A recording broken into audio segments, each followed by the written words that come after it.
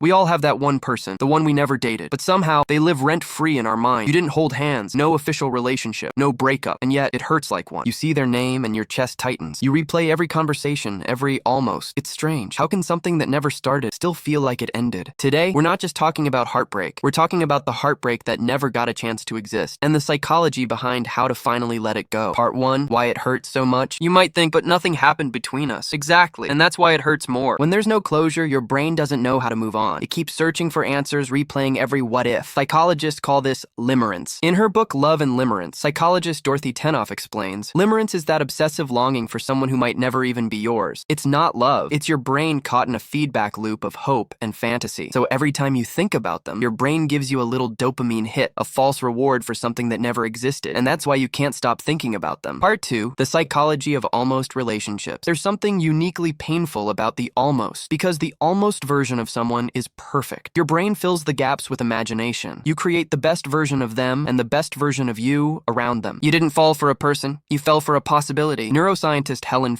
author of Why We Love, found that when we're infatuated, the brain's reward system lights up in the same way as drug addiction. When it ends, the same part of your brain that craves nicotine or sugar now craves them. And the worst part? There's no real breakup to help your brain detach. No, it's over moment, just silent, and the constant ache of what could have been. Part 3, what's really happening in your mind. Let's break this down psychologically. When you imagine a future with someone, your brain releases dopamine. It rewards the idea of love. When that future doesn't happen, you experience dopamine withdrawal. That's why you feel restless, distracted, or empty. Dr. Anna Lemke, author of Dopamine Nation, explains that every time we stop getting those small pleasure hits, our brain goes into pain mode, not because of the person, but because our reward system is rebalancing. So you're not actually missing them. You're missing the chemical comfort your brain built around them. Part 4, how to heal from someone you never dated. Here's the truth. You can't heal by pretending it didn't matter. You heal by accepting that it did. Start by naming what you lost, not the person, but the story you told yourself about them. Say it out loud. I miss the version of me that existed when I thought they liked me back. Because that's who you're grieving, not them, but your hope. Now slowly create new dopamine sources, the kind that come from effort, not fantasy. Working out, learning, spending time with people who see you. Psychologist Kelly McGonigal in The Willpower Instinct says that every time you choose a real reward over an imaginary one, you rewire your brain's self-control circuit. You become stronger, and one day your brain won't light up when you see their name. It'll stay calm, because the story you once wrote about them finally ended on your terms. Part 5, the transformation. Getting over someone you never dated isn't about forgetting them. It's about understanding why you held on. You realize they represented something deeper, a need for validation, connection, or excitement. And when you start giving those things to yourself, you stop needing them from anyone else. As author Brianna Wiest writes in The Mountain Is You, your triggers are not your enemies. They're pointing you toward what still needs healing. So maybe this pain isn't a punishment. Maybe it's the universe showing you what your heart still needs to learn. You never dated them, but they changed you. And maybe that was their purpose. Because sometimes the people we never had still teach us what love actually means.